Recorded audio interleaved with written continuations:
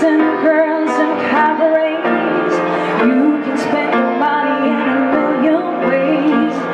Let's have a ball, the winner takes it all.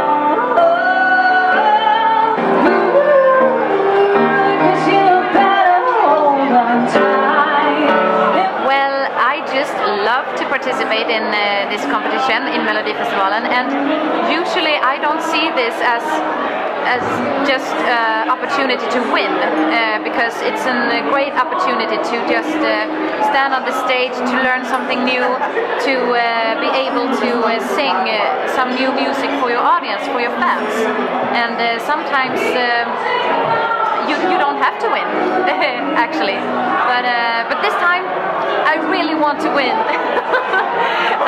It would be wonderful to represent Sweden in Copenhagen. I think it would be lovely, but I will enjoy every single second on this wonderful stage on Saturday. So.